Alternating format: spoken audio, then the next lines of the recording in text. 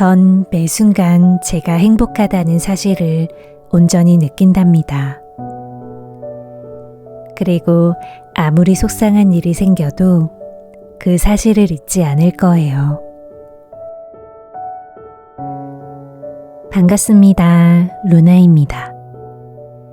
오늘 읽어드릴 책은 키다리 아저씨입니다. 진 웹스터의 키다리 아저씨는 1912년에 발표된 소설로 다양한 뮤지컬과 영화로도 각색될 만큼 많은 사랑을 받고 있어요. 키다리 아저씨는 고아인 제루샤 에벗의 삶의 여행을 담은 매혹적인 이야기인데요. 그녀의 인생은 한 신비로운 후원자의 도움을 통해 예상치 못한 전환을 맞이하면서 꿈과 사랑을 찾아가는 모습을 그려낸 성장 이야기랍니다.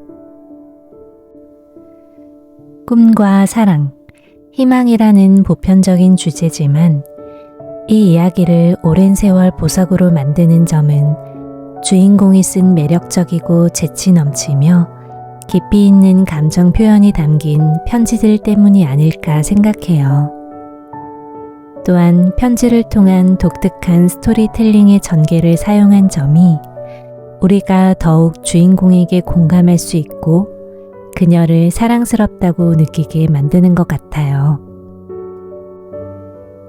그녀의 편지에는 불행했던 과거의 상처를 극복하려는 노력, 상류층이나 종교인들의 위선에 대한 재치 있는 비판과 유머 감각, 거듭되는 실패에도 불구하고 작가라는 꿈을 포기하지 않는 끈기, 스스로의 능력을 키워 키다리 아저씨로부터 점점 독립하려는 의지, 그리고 키다리 아저씨가 누구인지 밝혀지는 반전 이야기와 그 과정에서 드러나는 사랑 이야기 또한 담겨 있는데요. 저는 여기서 주인공이 키다리 아저씨에 대한 생각과 감정이 변화돼 가는 데 초점을 맞춰서 들려드리려고 해요. 그럼 책의 일부를 읽어드릴게요. 제루샤 에벗 양이 키다리 아저씨 스미스 씨에게 보내는 편지들 9월 24일 고아들을 대학에 보내주시는 친절한 평의원님께 학교에 도착했어요. 전 어제 4시간이나 기차 여행을 했답니다. 무지 신났겠죠? 전 여태껏 한 번도 기차를 타본 적이 없었거든요. 대학은 엄청나게 크고 정신없는 곳이에요. 방을 나설 때마다 길을 잃을 정도랍니다. 나중에 어리둥절한 기분이 좀 가시면 더 자세히 말씀드릴게요. 수업에 대해서도요. 수업은 월요일 아침에 시작하는데 지금은 토요일 밤이거든요. 하지만 인사라도 드리고 싶은 마음에 이렇게 첫 번째 편지를 씁니다. 모르는 사람한테 편지를 쓰려니 기분이 이상하네요. 사실 제가 편지를 쓴다는 것 자체가 이상하긴 하지만요. 평생 편지라고는 서너 번밖에 쓴 적이 없거든요. 그러니 혹시 격식에 맞지 않더라도 너그럽게 이해해 주세요. 어제 아침 출발하기 전에 리펫 원장님과 아주 진지한 대화를 나눴어요. 원장님은 제가 앞으로 어떻게 행동해야 하는지, 특히 무한한 호의를 베풀어 주신 신사분께 어떻게 처신해야 하는지에 대해 말씀하셨어요. 그래서 전 아주 공손하게 행동하려고 노력해야 한답니다. 하지만 존 스미스라는 이름으로 불러주길 바라는 분께 어떻게 예의를 갖춘 정중한 편지를 쓸 수 있을까요? 왜 좀 더 매력적인 이름을 고르지 않으셨나요? 친애하는 말뚝에게나 친애하는 옷걸이에게 라고 쓰는 거나 다를 바가 없잖아요. 전 여름 내내 평의원님에 대한 생각을 많이 했답니다. 처음으로 저한테 신경 써주시는 분이 생기니까 마치 가족이라도 찾은 것 같은 기분이 들었어요. 누군가에게 속해 있다는 아주 아늑한 느낌이랄까. 하지만 평의원님이 생각할 때마다 제 상상력이 콱 막혀버린다는 말씀을 드려야겠네요. 제가 평의원님에 대해 아는 건 딱 3가지 뿐이에요. 1. 키가 크다. 2. 돈이 많다. 3. 여자아이들을 싫어한다. 처음엔 여자아이를 싫어하는 분께 라고 쓸까 생각했어요.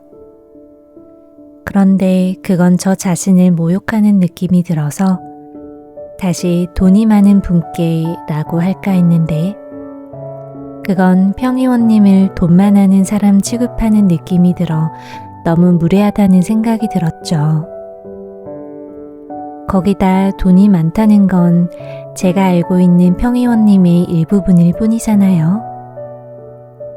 평생 부자로 산다는 보장도 없고 말이에요. 아주 똑똑한 남자들도 윌스트리트에서 파산하는 일이 많잖아요. 하지만 최소한 키는 평생 변하지 않겠죠? 그래서 전 평의원님을 키다리 아저씨라고 부르기로 마음 먹었어요. 언짢게 생각하지 않으셨으면 좋겠어요. 이건 그냥 저 혼자 부르는 애칭이니까요. 그러니까 리펫 원장님께는 비밀로 하기로 해요. 이제 잠시 뒤면 10시를 알리는 시계종이 울릴 거예요. 이곳 생활은 종소리로 나눠진답니다. 우리는 시계 종소리에 맞춰 밥도 먹고 잠도 자고 공부도 해요. 생동감이 넘쳐나죠? 온종일 소방차를 끄는 말이 된 기분이라니까요. 종이 울리네요. 불을 꺼야 해요. 안녕히 주무세요. 규칙 한번 잘 지키는 아이라고 생각하고 계신가요? 이게 다 존 그리어 고아원에서 생활한 덕분이랍니다. 10월 1일 키다리 아저씨께 대학도 좋고 절 대학에 보내주신 아저씨도 좋습니다. 무지무지 행복하고 순간순간이 너무 신나서 잠을 못 이룰 정도예요. 이곳에서의 생활이 존 그리어 고아원의 일상과 얼마나 다른지 상상도 못하실 거예요. 전 세상에 이런 곳이 있는 줄 꿈에도 몰랐어요. 여자 대학에 입학하지 못하는 사람들이 안 됐다는 생각까지 들 정도라니까요. 아저씨가 젊었을 때 다닌 대학도 이만큼 근사하진 않았을걸요. 제 방은 새 진료소를 짓기 전에 전염병 병동으로 쓰던 건물 꼭대기층에 있어요. 같은 층에는 여자아이들이 3명 더 있는데 한 명은 늘 조금만 조용해달라고 부탁하는 안경 쓴 4학년생이고 2명은 셀리 맥브라이드와 줄리아 루틀리지 펜들턴이라는 신입생이에요. 빨간 머리에 들창코인 셀리는 아주 다정한 아이예요. 줄리아는 뉴욕 최고 상류층 출신인데 아직 저랑 인사도 안 했어요. 셀리와 줄리아는 한 방을 쓰고 4학년 선배와 저는 각각 독방을 써요. 독방은 거의 없어서 신입생들한테는 주지 않는다는데 전 부탁 한 번 안 하고 독방을 쓰게 되었어요.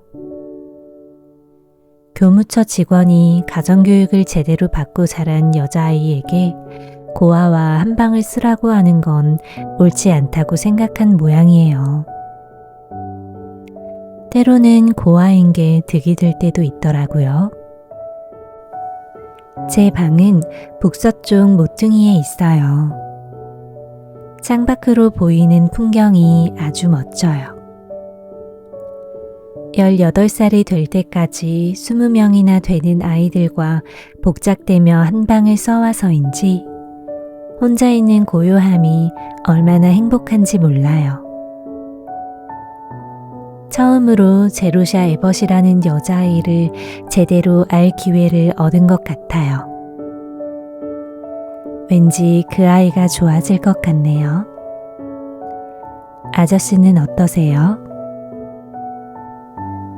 5월 30일 키다리 아저씨께 전 어떤 남자와 함께 걷고 대화하고 차도 마셨어요. 그것도 아주 지체 높은 남자와 말이죠. 줄리안의 집안은 저비스 펜들턴 씨라고 짧게 말하면 줄리아의 삼촌이에요. 길게 말하자면 그분도 아저씨만큼이나 키가 커요. 사업차 여기 오셨다가 조카를 보러 학교에 들른 거래요. 줄리아 아버지의 막내 동생이지만 줄리아 말로는 삼촌과 그리 친한 사이는 아니래요. 줄리아가 아기 때 잠깐 얼굴을 봤다는데 조카가 마음에 들지 않았는지 그 뒤로는 신경도 안 쓰고 살았던 모양이에요. 아무튼 그분은 응접실에서 모자와 지팡이와 장갑을 옆에 놓고 아주 품위 있게 앉아 계셨어요. 줄리아와 셀리는 7교시 수업을 빠질 수가 없었어요. 그래서 줄리아가 제 방으로 달려와서는 삼촌에게 교정 안내를 해주고 7교시 수업이 끝날 즈음에 모시고 와달라고 부탁했어요. 전 예의상 그러겠다고는 했지만 펜들턴 집안 사람들을 그다지 좋아하는 편이 아니라서 심드렁했지요. 그런데 막상 만나보니 아주 다정한 분이셨어요. 펜들턴 집안과는 전혀 거리가 먼 진짜 인간적인 분이셨죠. 우리는 즐거운 시간을 보냈어요. 그분이 돌아가신 뒤 저한테도 삼촌이 있었으면 하고 얼마나 바랐는지 몰라요. 아저씨가 삼촌이 되어주시면 안 될까요? 할머니보다는 그 편이 낫지 않을까 싶은데요. 펜들턴 씨를 보면서 젊은 시절의 아저씨 모습을 떠올렸어요. 한 번도 만난 적은 없지만 그런 느낌이 들었어요. 펜들턴 씨는 키가 크고 호리호리한 데다 거무스름한 얼굴에 주름이 많고 희한하게 입가에 주름만 잡힐 뿐 웃는 건지 무표정한 건지 알 수 없는 흥미로운 분이세요. 아주 오래전부터 알았던 사람처럼 편안하게 대해주셨답니다. 함께 있으면 아주 즐거운 분이시죠. 우리는 안뜰에서 운동장까지 교정 여기저기를 함께 거닐었어요. 펜들턴 씨는 피곤하다며 차를 마시자고 하셨어요.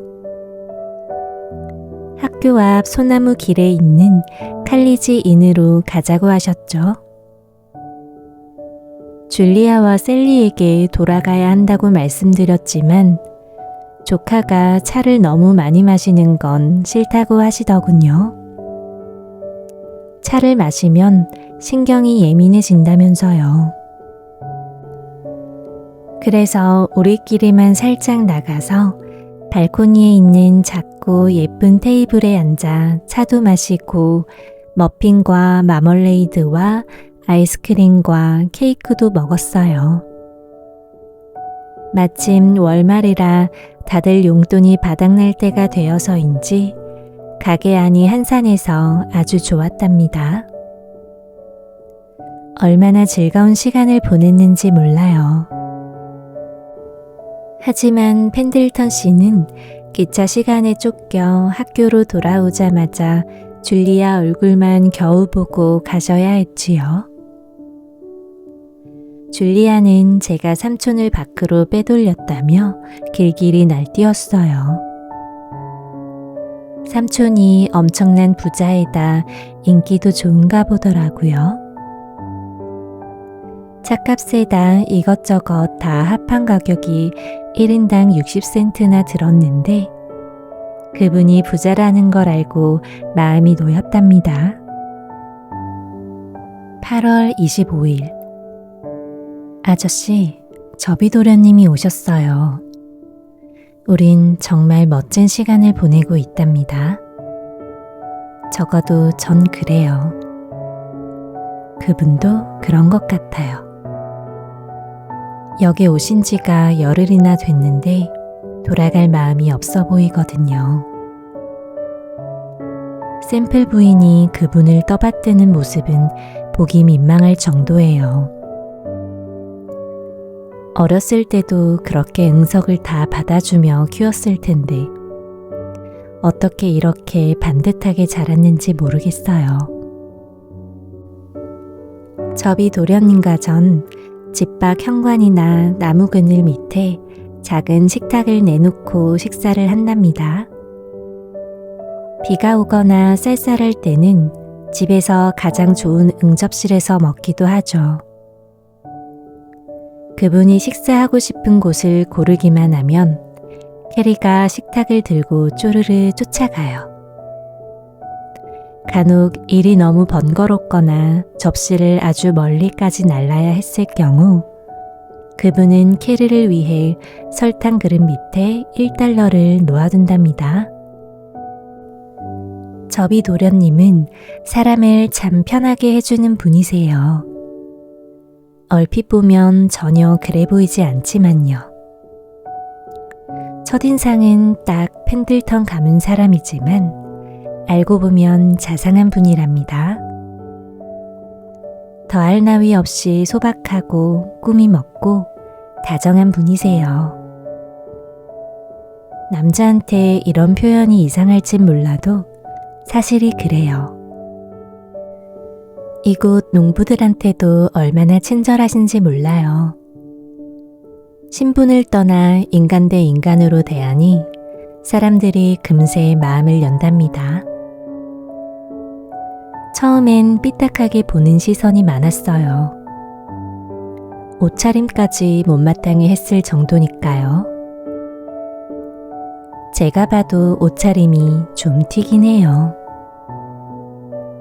니커브 바지에 주름 잡힌 재킷, 하얀 프란넬 셔츠를 입거나 바지가 봉긋한 승마복을 입기도 하거든요. 수요일, 월요일 오후에 접이 도련님과 전 스카이힐 산을 올랐어요. 농장 근처에 있는 산인데 정상엔 눈도 없고 아주 높은 산은 아니지만 그래도 꼭대기까지 오르려면 제법 숨이 찬답니다. 낮은 비탈엔 나무들이 빽빽하게 들어차 있지만 산마루는 돌무더기가 있는 탁 트인 황무지예요. 우리는 해가 질 때까지 그곳에 머물며 모닥불을 피워 저녁도 해먹었어요. 요리는 접이도련님이 했어요. 저보다 더 잘할 거라며 자신했는데 캠핑을 자주 다녀서인지 정말 솜씨가 대단하더라고요. 우리는 달빛을 받으며 산을 내려왔고 숲길에 이르렀을 때는 너무 깜깜해서 접이 도련님이 호주머니에 넣어 가지고 온 손전등을 켰답니다. 진짜 재밌었어요. 그분은 내내 웃고 농담을 하며 재미있는 이야기를 해주셨어요. 제가 읽은 책들은 물론이고 다양한 분야의 책들을 두루 섭렵하셨더라고요. 다방면으로 어찌나 아는 게 많은지 놀라울 정도였어요. 3월 15일 키다리 아저씨께 진즉에 편지를 마무리 지었어야 했는데 그러지 못했어요. 규칙적으로 편지가 오지 않아서 기분이 상하신 건 아니시죠? 전 아저씨께 편지 쓰는 게 정말 좋아요. 저한테도 가족이 있다는 뿌듯한 느낌이 들거든요. 한 가지 말씀드릴 게 있어요. 사실 제가 편지를 쓰는 남자는 아저씨만이 아니랍니다. 2사람이나 더 있어요. 이번 겨울에 저비도련님에게서 장문의 아름다운 편지를 받았거든요. 줄리아가 필지를 눈치채지 못하게 봉투에는 타자를 쳐서 보내셔요. 정말 충격적이죠? 그리고 거의 일주일에 한 번씩 주로 노란 종이에 휘갈겨 쓴 편지가 프린스턴 대학에서 날아와요. 저는 그 모든 편지에 사무적으로 신속하게 답장을 보낸답니다. 그러니까 저도 이제 다른 여자아이들과 그리 다를 게 없죠? 이렇게 남자한테 편지까지 받았잖아요. 10월 3일 히다리 아저씨께 오늘 아침에 아저씨께서 직접 쓰신 편지를 받았습니다. 글씨체가 아주 꼬불꼬불 하던걸요. 편찮으셨다니 마음이 아픕니다. 미리 알았으면 성가시게 해드리지 않았을 텐데요. 그럼 제 고민을 말씀드리겠습니다. 하지만 편지로 쓰기엔 너무 복잡하고 개인적인 문제라서요. 그러니 제발 이 편지는 보관하지 마시고 태워주세요. 털어놓기에 앞서 $1,000짜리 수표를 동봉합니다. 제가 아저씨께 수표를 보내드리다니 좀 우습죠? 이 돈이 어디서 났을까요? 제 원고가 팔렸어요, 아저씨. 7번에 걸쳐 연재되다가 책으로 출간될 예정이랍니다. 제가 기뻐서 날뛸 거라고 생각하셨다면 오산이에요. 전 아주 담담하니까요. 물론 아저씨의 은혜를 갚기 시작한 건 기뻐요. 아직 $2,000의 빚이 남아있지만요. 그건 앞으로 조금씩 갚아가도록 하겠습니다. 부디 제가 이 돈을 드린다고 언짢아 하시진 마세요. 돌려드릴 수 있어 전 행복하니까요. 아저씨께 단순한 돈 이상의 은혜를 입었으니 나머지는 평생 감사하는 마음과 애정으로 보답하겠습니다. 그럼 이제 다른 이야기를 할게요, 아저씨. 고민하지 마시고 가장 현실적인 조언을 부탁드립니다. 제가 아저씨를 특별하게 생각한다는 건 잘 아실 거예요. 아저씨는 제게 가족이나 마찬가지니까요. 하지만 다른 남자에게 훨씬 더 특별한 감정을 느끼고 있다고 말씀드리면 아저씨 기분이 나쁠까요? 그분이 누군지는 쉽게 짐작이 가시겠지요? 오래전부터 제 편지 속에 저비도련님 이야기가 넘쳐났으니까요. 그분이 어떤 사람인지 우리가 얼마나 마음이 잘 맞는지 보여드릴 수 있다면 얼마나 좋을까요? 우리는 모든 면에서 생각이 같아요. 혹시 제 생각을 그분에게 맞추고 있는 건 아닌가 걱정이 될 정도로요. 하지만 그분의 생각은 거의 대부분 옳아요. 저보다 14살이나 많으니 그럴 밖에요. 하지만 한편으로는 덩치만 큰 어린아이 같아서 누군가 옆에서 챙겨줘야만 하죠. 비가 올 때 장화를 신을 생각조차 못하는 분이거든요. 그분과 전 재미를 느끼는 일도 같고 재미있어 하는 일도 아주 많답니다. 두 사람의 유머 감각이 정반대라면 정말 끔찍하겠죠?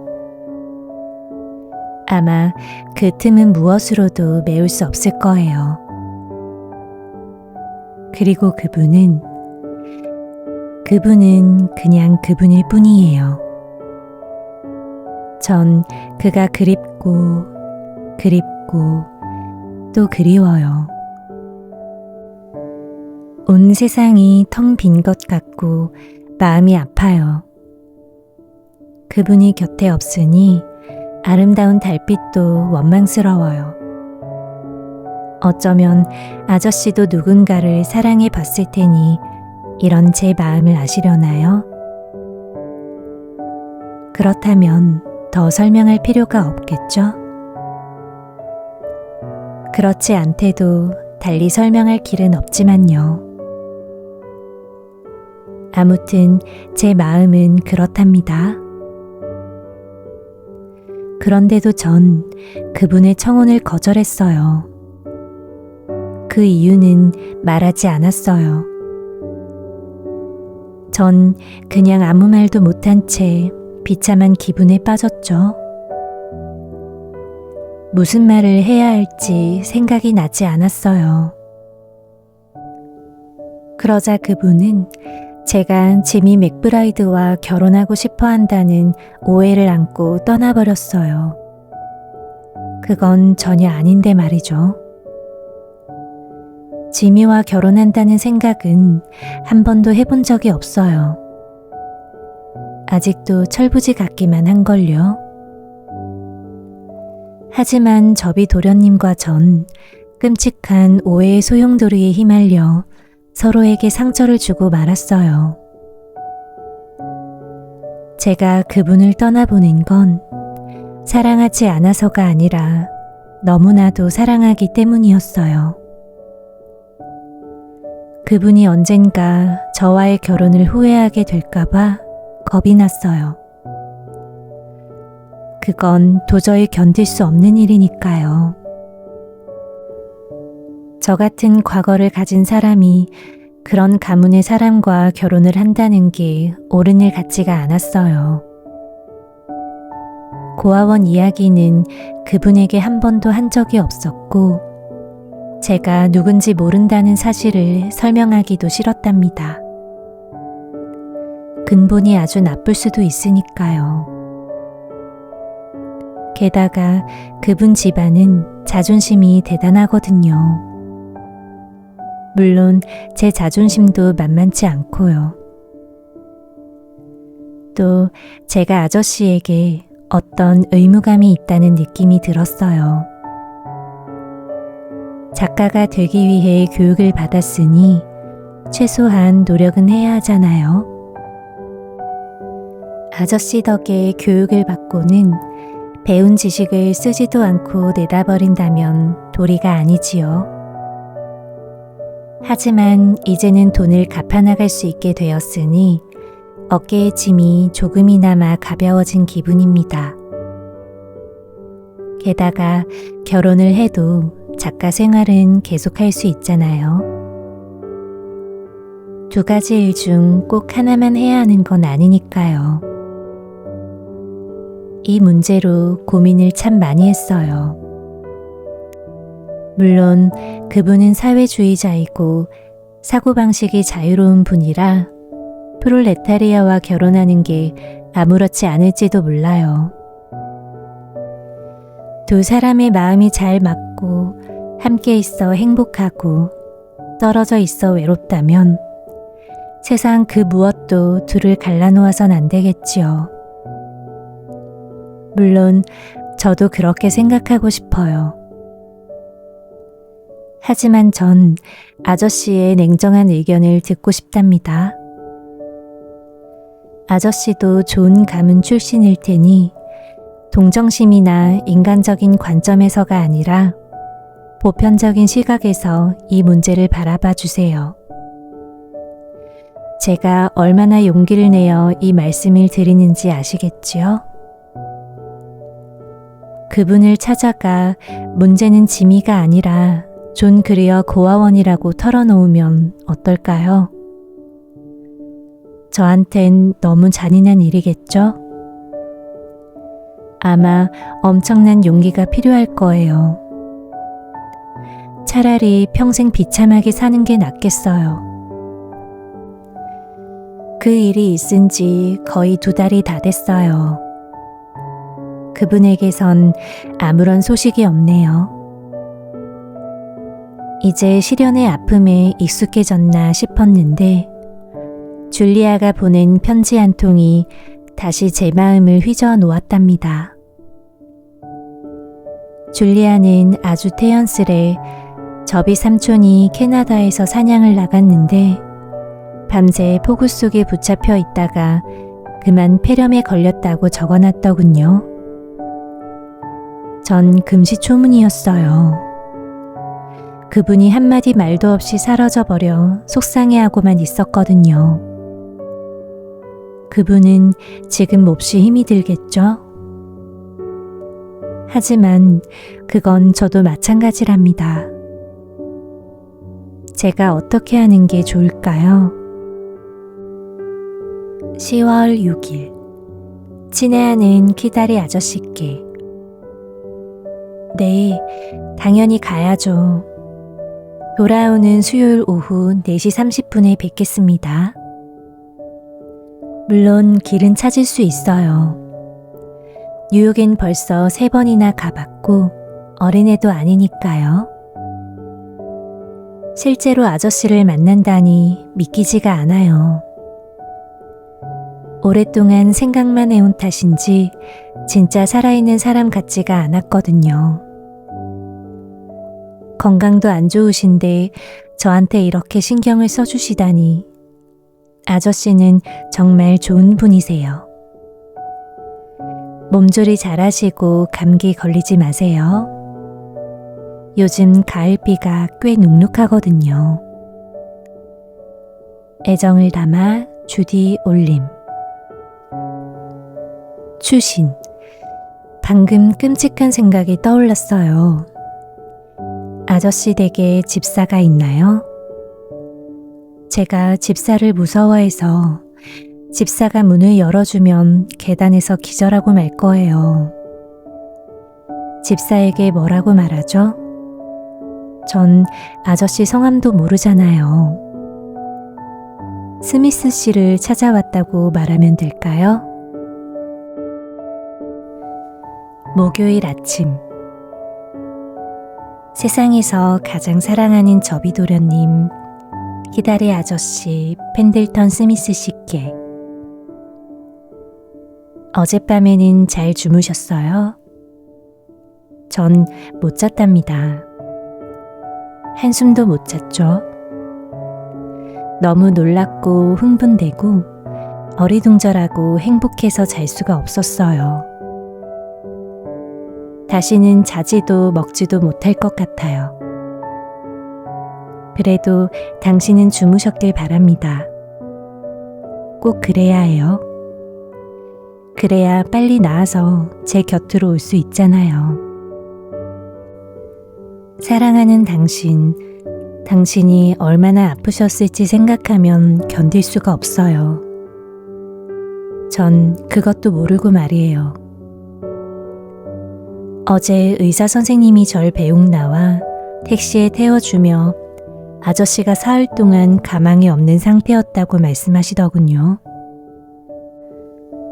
혹시라도 당신이 잘못됐다면 제가 바라보는 세상은 온통 암흑천지가 됐을 거예요. 언젠가 아주 먼 훗날 우리 중 하나가 먼저 떠날 날이 오기야 하겠지만 그땐 적어도 함께한 행복한 세월을 추억하며 살 수는 있을 거잖아요. 당신의 기운을 북돋워 주려고 했는데 오히려 제가 기운을 차려야겠네요.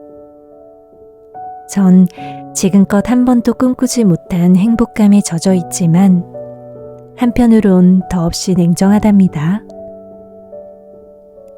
당신에게 무슨 일이 일어나면 어쩌나 하는 두려움이 제 마음에 어두운 그림자를 들이우고 있어요. 예전에는 잃을 만한 소중한 게 없었기에 그렇게 어리석고 경솔하고 근심 없이 지낼 수 있었나 봐요. 하지만 지금은 평생 어마어마한 걱정거리를 안고 살게 됐어요. 당신이 제 곁에 없을 때마다 전 자동차가 당신을 덮치진 않을까, 간판이 머리에 떨어지지는 않을까, 꿈틀거리는 병균이 당신 입속으로 들어가지는 않을까 늘 걱정할 테니까요. 제 마음의 평화는 영원히 사라졌어요. 하지만 전 원래 몸이 건조한 평화엔 관심이 없답니다. 얼른 나으세요. 어서요. 가까이에서 손으로 만지며 당신의 존재를 느끼고 싶어요. 우린 겨우 30분밖에 같이 있지 못했잖아요. 제가 꿈을 꾼 건 아닌지 두려워요. 제가 당신 친척이기만 하다면 매일 문병 가서 책도 읽어주고 베개도 돋워주고 이마에 잡힌 잔주름 2개도 펴주고 입가에 기분 좋은 미소도 짓게 해드릴 텐데 말이에요. 하지만 이젠 많이 좋아지셨죠? 그죠? 어제 제가 떠나기 전엔 그래 보이던데요. 의사 선생님이 저더러 훌륭한 간호사가 틀림없다며 당신이 10년은 젊어 보인다고 하셨어요. 하지만 사랑을 한다고 사람들이 모두 10년씩 젊어지진 않았으면 좋겠네요. 그렇게 되면 전 꼬마 숙녀가 되는데 그래도 절 사랑해 주실 건가요? 어제는 제 평생 가장 멋진 날이었어요. 99살까지 산다 해도 어제 일어난 아주 사소한 일까지 모두 기억할 수 있을 거예요. 새벽에 록 윌로우를 떠났던 여자아이는 그날 밤 완전히 다른 사람이 되어 돌아왔답니다. 샘플 부인이 새벽 4시 30분에 절 깨웠어요. 어둠 속에서 정신을 차리는 동안 맨 먼저 떠오른 생각은 키다리 아저씨를 만나러 간다 였지요. 부엌에서 촛불을 켜고 아침을 먹은 뒤 마차로 10월의 찬란한 새벽길을 달려 역으로 갔어요. 가는 동안 해가 떠오르면서 습지의 단풍나무와 층층나무가 진홍색과 오렌지색으로 빛나기 시작했고 돌담과 옥수수밭은 하얗게 내린 서리로 반짝거렸어요. 맑고 쨍한 공기는 기대감으로 가득 차 있었죠. 전 무슨 일이 일어나리란 걸 알았어요. 기차를 타고 가는 내내 철로가 너는 키다리 아저씨를 만나게 될 거야 라며 끊임없이 노래했어요. 마음이 편안해지는 느낌이었죠. 아저씨가 문제를 해결해 주리라는 강한 믿음이 들었어요. 그리고 어딘가에서 또 다른 남자가 아저씨보다 더 다정한 한 남자가 절 만나고 싶어 하고 있으며 왠지 이 여행이 끝나기 전에 그를 만날 것 같은 예감이 들었죠. 그리고 그 예감대로 된 거예요. 메디슨 대로에 있는 댁에 도착한 저는 집이 너무 크고 어둡고 우스스해 들어갈 엄두가 나지 않았어요. 그래서 집 주위를 걸으며 용기를 끌어모았죠. 하지만 조금도 겁낼 필요가 없었어요. 아버지같이 나이 지긋하고 친절한 집사 덕에 마음이 금방 편해졌거든요. 집사가 에번 양이 맞냐고 물어서 전 네라고 대답했죠. 스미스 씨를 찾는다는 말은 할 필요도 없었답니다.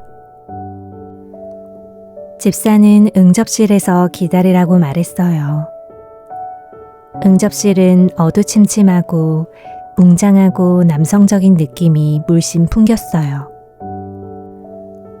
전 담요를 씌운 커다란 의자 끝에 앉아 속으로 계속 되뇌었어요. 키다리 아저씨를 만난다. 키다리 아저씨를 만난다. 이윽고 집사가 돌아와 서재로 올라가자고 하더군요. 전 가슴이 너무 떨려 정말이지 발걸음을 옮기지도 못할 지경이었어요. 서재 문 앞에 도착한 집사가 몸을 돌리더니 이렇게 속삭였어요. 아가씨, 주인님은 지금 몹시 편찮으십니다. 오늘 처음으로 일어나 앉아도 된다는 허락을 받았답니다. 흥분하시지 않도록 가급적 오래 계시지는 말아 주십시오. 그 말만으로도 집사가 아저씨를 아낀다는 사실을 알겠더군요. 좋은 사람인 것 같아요. 이윽고 집사가 문을 두드리며 말했어요. 에번 양이 오셨습니다. 그리고 제가 안으로 들어가자 그가 뒤에서 문을 닫았어요. 환하게 불이 켜진 복도에서 실내로 들어가서 그런지 너무 어두워 한동안 앞이 잘 보이지 않았어요. 잠시 후 벽난로 앞에 커다란 안락의자와 그 옆에 놓인 차 탁자와 작은 의자가 눈에 들어오더군요. 그리고 한 남자가 등에 베개를 받치고 무릎 담요를 덮은 채 큰 의자에 앉아 있는 게 보였어요. 그는 제가 미처 말리기도 전에 약간 비틀거리며 자리에서 일어나 의자 등받이에 몸을 기대고 말없이 절 쳐다봤어요. 그런데 그는 바로 당신이었어요. 하지만 그때까지도 전 상황을 제대로 파악하지 못했답니다. 아저씨가 절 깜짝 놀라게 하려고 당신을 데려온 줄 알았거든요. 이윽고 당신이 웃으면서 손을 내밀고는 이렇게 말했죠. 주디, 내가 키다리 아저씨라는 걸 정말 몰랐어? 순간 정신이 번쩍 들더군요. 세상에, 이렇게 멍청할 수가. 사소한 단서들이 얼마나 많았는데 제가 조금만 눈치가 있었어도 충분히 알아챘을 텐데 말이에요.